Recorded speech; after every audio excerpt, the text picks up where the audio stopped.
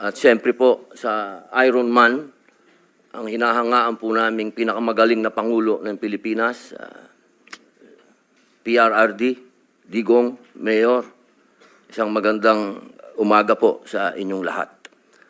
Ako po ay nakikinig sa mga opening statement ng aking mga kasama. Sila po ay mga batikan na senador, mga abogado, mga kilala na po na nagbibigay ng point of view sa legal na usapin. Ang akin pong pahayag ay naratibo ng isang convicted criminal. Ako po ay convicted. Ako po ay nakulong. Ako po ay nabuhay kasama ang mga kriminal sa Bilibid. At kilala ko po ang underworld. Siguro po, maaring sa ibang bagay, mas maraming